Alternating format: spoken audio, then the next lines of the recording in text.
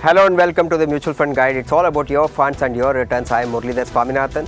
Joining me on the show today are Poonam Rungta and Vatsal Shah. Poonam, Vatsal, thanks for joining. Welcome back to BTVI. Exciting times in mutual fund industry. We see lots of queries coming from different parts of the country. Without wasting much time, let me go to the first caller. Vijay Bhaskar is on the line from Hyderabad.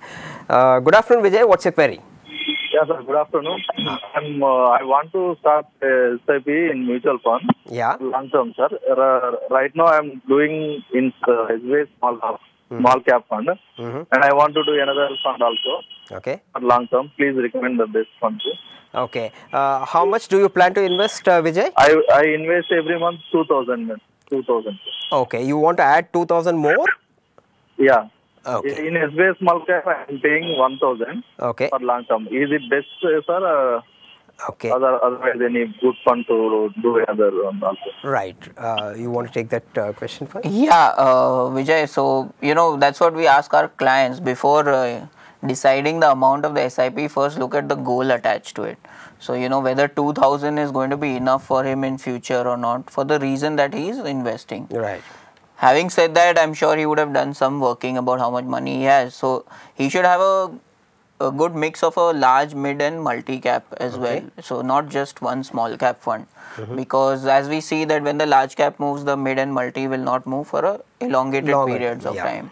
So, he should look at a good balance there. And that's what I would recommend, that he can probably go in for the Kotak Standard Multi-Cap Fund. Then we also have the L&T Mid-Cap, which is also a good fund. And he's already doing an SBI small cap, so then I would not recommend any other small cap fund. So don't add a small cap fund, go for Kotak Standard Multi-Cap and L&T Mid-Cap fund of the two. Okay, Vijay, does that answer your query? Yeah, thank you. Okay, all the best with your investments. Let's now go to Navi Mumbai. Anirudh Yadav is on the line. Good afternoon, Anirudh. What's your query? Good afternoon, sir. I am calling from Navi Mumbai. Hanji. I am a central government employee. Right. I have three queries. I have been covered under the new pension scheme. Okay. So, what I want is after retirement, there is now I am 42 years old. Okay. Still there are 18 years to retirement. So after 18 years, if I want 1 crore in my hand for as a pension fund, so how much should I start right now as a SIP, and in which fund should I invest? Okay. This is my one question. Second question is, I have two children. One is 5 years old, 6 years old, and another is 10 years old. Right. So after 5 or 10 years, I will require some 10 lakhs or 20 lakhs funds for their further education, advanced education. Right. So I have already started two SIPs in HDFC. One is tax saving and one is HDFC Top 100. Right. So that is 2,000 each SIP. Right. So if I want to increase that SIP, how much should I increase for further my target? Right. And should I switch on to another SIP, or shall I start with new some Axis Children's Fund, or in locking period or something else extra? Please guide me. Right. Anirudh, before I toss to our experts, I think you are doing a great job planning well in advance at the right time for your children and for your retirement. Poonam, what's your advice to the specific queries he has got? See, 18 years is still the good time horizon left. Nevertheless, I feel that you should start the retirement planning as you start earning at a very earlier than this. You should have started. But in 18 years, with a monthly SIP of 10,000, I think he can achieve the goal of 1 crore which he is looking at. So for that, he should divide the amount in two different kind of funds. 18 years is a good time, so you can have good averaging over a period of time. So you can choose little aggressive like a multi-cap fund and a mid-cap fund too, and a combination of both in a portfolio can help him achieve the target. Like Vatsal also earlier said very rightly, that you should have your goal defined. That's very clear, and according to the goal, you must earmark your investments. So 2 SIPs of 5,000 each can help you achieve your first goal of pension. And since you already have NPS and you are a central bank employee, you may have other pensions coming in after your retirement. Consider that also, and also consider the inflation, which may play a big role in meeting your day-to-day expenses after retirement. Considering all of this, then you decide what is actually your goal. And about the second goal, I would say that 2,000 per month for each child, and with a goal of 10 lakh is little less. Try to increase it, make it 4,000 each. And also children are of different age, like one is 6 years and one is 8 years, so there's a gap of 2 years. And you'll be surprised to know that even 2 years can play a major role in compounding. So again, define it properly. I would like each one who's listening today that you should be very conscious in making your financial goals and your time horizon attached to it, so that all your goals are met successfully. Right. On that note, let's from Navi Mumbai, let's go to New Delhi. Neeraj Garg has sent this question. He is retired and is looking to invest in mutual funds through lump sum. He is looking for regular returns of 25,000 per month. He wants an advice as to how much should he invest and in which funds. So yeah, Neeraj, when you're planning to enter mutual funds, you should always look at it with a cautious approach, particularly at the level at which the market is today.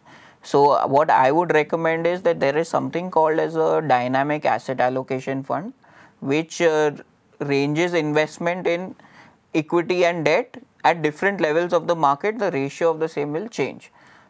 Considering you are retired and you are entering, that's why I would recommend a dynamic asset allocation fund. This will give you slight growth, I would not say very high growth, but at the same time it will protect your corpus and your principal.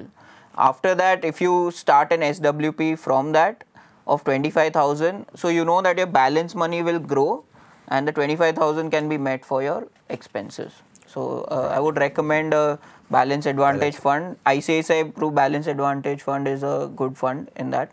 Even Reliance balance advantage is the same guy who has moved from ICICI to Reliance who started it. So I think that will also be doing well in the next few years. Yeah, but he is looking at 25,000 per month as cash flows to me to say. So he has to do an SWP. SWP. After and have a lump sum and yeah, keep moving. Yeah. Okay. From Delhi, let's go to Bengaluru. We have Harihar from Bengaluru. Good afternoon, Harihar. How are you? I'm fine. Thank you for having me in the program. Yes. I'm a 76-year-old retired individual. Yeah. Jointly invested in mutual funds for over 25 years.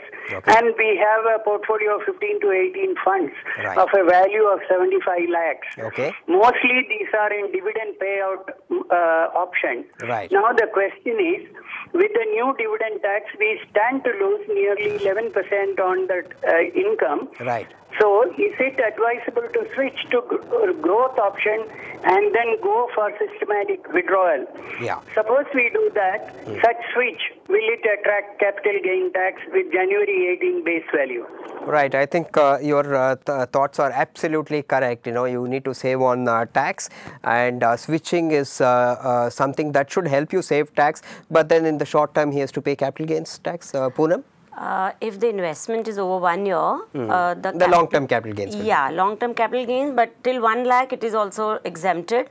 Plus there is a grandfathering of the capital gains, so till January 31st, whatever you have earned will not be taxed, and later then you have to do a calculation on that. Plus switching from dividend to the growth option, it is treated as redemption from one scheme to another scheme, because the NAVs are different and everything else also is different. So therefore the capital gains tax will apply. Yes, capital gains, but I don't think there will be too much of a capital gain, because due to the grandfathering of the dividend. Sure. And I always feel rather than dividend. No, but his corpus is large. 75 lakhs is accumulated. Yeah. So there might be a substantial amount of capital gains. Not really, because from Jan to today, the market has not moved much. Grown. So Okay. very less. Okay. That's what Poonam is saying. In Right. fact, it could be losses also. So he could book losses and then use it for his SWP. So right time to switch, Harihar.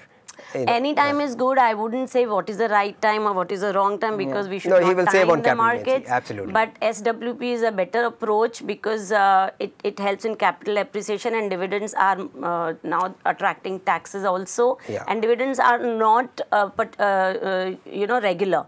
So you may need money regularly for your retirement needs. So according to your retirement, you can take a call. Just one point I would like to add, because he asked, in SWP, you are considering, whenever you're taking a payout, it is considered principal plus gain. So if your 1 lakh becomes 1,20,000 and you take 10,000 rupees out, so the 10,000 may 80% is your principal and only 2,000 is your gain, and you will be taxed only on 2,000 versus a dividend. There will be hardly Tax is very minimal because clearly he's got 75 lakh corpus, so he's on a higher tax bracket. So everything you should consider before taking an action. That's a very sensible and good approach from Hari here. The next query is again from Bengaluru. This is a mail. Niloy Roy has sent us this mail. He is investing 1.2 lakhs through SIP in ICICI Prudential Equity and Debt, L&T India Value, DSP BlackRock Equity and Bond Fund, Motilal Oswal Multicap 35 and Axis ELSS Fund. He plans to build a corpus of 1.3 crore in the next 5 years. What's your view? 5 years, 1.3 crores is a little too much, I suppose. So, see, mathematically it sounds correct that 5 years, 12 years, 12% compounding, he will get the gain that he's looking at. But you never know where the market will be. So, what we suggest is that to take the compounding into effect, his goal should be much longer than just 5 years. Coming to the investment that he's doing of 1.2 lakhs, the amount is fine. What I would suggest is that investing in balance fund will not give you that higher return. You should expect only about 10% kind of a return from balance fund. So if you have some higher risk appetite, then you move it into a equity fund. Anyways, you are doing an SIP, so your major corpus is not at risk. So it's better to move entire thing into a pure equity kind of a asset. Pure equity kind of an asset. I think we have time for one more. No, that's all. We don't have time for one more query. With that, it's a wrap on this edition of Mutual Fund Guide. Stay tuned. We'll come back with more queries tomorrow. More news and analysis coming up on the other side of the break. Stay tuned to be here.